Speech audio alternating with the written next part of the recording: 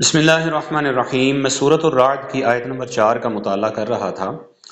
تو اس میں کچھ میں نے بہت پیاری چیزیں نوٹ کی، تو میں نے سوچا کہ آپ کے ساتھ شیئر کیا جائے۔ اللہ تعالیٰ سورۃ الرعد کی آیت نمبر 4 میں ارشاد فرماتا ہے، اور زمین کے مختلف حصے ہیں جو ایک دوسرے کے قریب قریب ہیں، اور انگوروں کے باغ ہیں اور کھیتی اور کھجور کے درخت ہیں، ایک جڑ سے اگے ہوئے اور الگ الگ اگے ہوئے، سب کو ایک ہی پانی دیا جاتا ہے، اور پھلوں میں ہم ایک کو دوسرے سے بہتر بناتے ہیں، بے شک اس میں عقل مندوں کے لیے نشانیاں ہیں۔ اور آگے اس کی تفسیر ذرا ہم سننے کی کوشش کرتے ہیں کہ اس آیہ مبارکہ میں، یعنی وفی الارض قطع،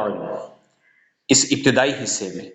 آیت کی ابتدا میں اللہ تعالیٰ ارشاد فرماتا ہے کہ زمین کے مختلف حصے ہیں، یعنی ایک دوسرے سے ملے ہوئے،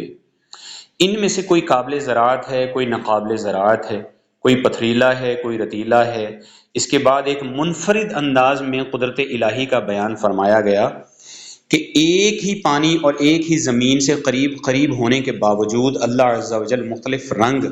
خوشبو اور ذائقے، سائز اور مختلف اقسام کے پھل پیدا فرماتا ہے۔ پھر ان میں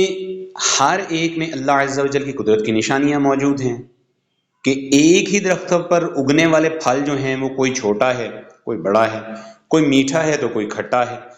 اس کے علاوہ کیا کیا باریکیاں ایک دانے کے اندر رکھی گئی ہیں وہ اللہ عز و جل ہی بہتر جانتا ہے۔ اچھا، اب یہ ویڈیو میں نے بنائی، اس میں کس وجہ سے بنائی، وہ تھی یہ ایک مثال تفسیر ساوی کے حوالے سے اسی آیت کے تحت حضرت حسن بصری رضی اللہ تعالیٰ عنہ ایک نکتے کے طور پر ارشاد فرماتے ہیں۔ یہاں پہ ایک بات میں ذرا واضح کرنا چاہوں گا کہ آج کل بہت سے فتنے ایسے اٹھے ہوئے ہیں کہ جو کہتے ہیں کہ صوفیہ جو ہیں ان کی کو تفسیر دکھاؤ۔ ایسے فتنے، میں ان ایسے بدقماش لوگوں کا میں نام نہیں لینا چاہوں۔ بدقماش میں نے اس وجہ سے کہا کہ جو دین کے ساتھ کھلواڑ کرتے ہیں، جو دین کو مذاق بنائے ہوئے ہیں، خود کو آتا جاتا کچھ نہیں، جن کا کام صرف فتنہ و فساد پیدا کرنا ہے، اور پلانٹڈ آدمی ہیں، یہود و نصارہ کے پلانٹڈ آدمی ہیں، تو وہ ایسی باتیں جو ہیں وہ پھیلاتے ہیں کہ صوفیاء کا جو ہے وہ کیا کام ہے اس کے شریعت کے ساتھ، ٹھیک ہے، اور تفسیر دکھائیں جی کسی صوفی کی، ٹھیک ہے۔ تو ایسے لوگ جو ہیں ان کی جہالت پہ سوائے ماتم کے اور کچھ نہیں کیا جا سکتا، اور ماتم بھی انہی کے حق میں کہ وہی کریں۔ تو سوائے جہالت کے ان کے پاس ہے کیا؟ اب حضرت حسن بصری رضی اللہ تعالیٰ عنہ ایک جانے مانے صوفی بزرگ ہیں، لیکن یہاں پہ اسی آیت کے تحت وہ ایک بہت پیارا نقطہ ارشاد فرماتے ہیں۔ آپ ذرا غور کیجئے کہ آپ کی روح جو ہے وہ سرشار ہو جائے گی یہ بات سن کے۔ آپ فرماتے ہیں کہ اس آیت میں بنی آدم کے دلوں کی ایک مثال بیان کی گئی ہے کہ جس طرح زمین ایک تھی، اس کے مختلف حصے ہوئے، ان پر آسمانوں سے ایک ہی پانی برسا، تو اس میں مختلف قسم کے پھل پھول، بیل بوٹے، اچھے اور برے، یعنی کانٹوں والے، بغیر کانٹوں والے، آرام دہ، جس طرح گلاب ہے، اور دیکھیں گلاب ہے، گلاب کے ساتھ ہی وہ جناب نیچے کانٹے ہوتے ہیں، تو شان ہے اللہ تعالیٰ کی۔ تو بہرحال یہ فرماتے ہیں کہ مختلف پانی برسا نا آسمان سے، تو مختلف طرح کے پھل پھول، بیل بوٹے اچھے اور برے پیدا ہوئے۔ اسی طرح آدمی حضرت آدم علیہ السلام سے پیدا کیے گئے، ان پر آسمان سے ہدایت اتری، اس ہدایت سے بعض دل نرم ہوئے، ان میں خشوع و خضوع پیدا ہوا، بعض دل سخت ہو گئے اور کھیل کود اور لغویات میں مبتلا ہو گئے۔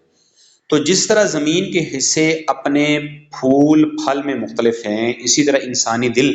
اپنے آثار، انوار اور اسرار میں مختلف ہیں۔ تو ذرا غور کیجئے کہ اس آیہ مبارکہ میں ہمیں سیکھنے کو کیا کیا مل رہا ہے۔ بہرحال اللہ تعالیٰ جو ہے وہ ہمیں صراط الذین اہدنا الصراط المستقیم پر قائم رکھے، چلاتا رکھے،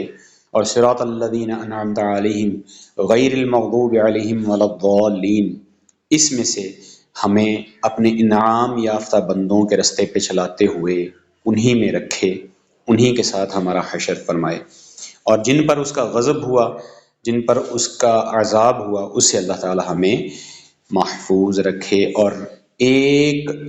لمحے کے کروڑویں حصے میں بھی ایسے لوگوں سے ہمیں، ان کے شر سے، ان کے اعمال سے ہمیں بچا کے رکھے، آمین۔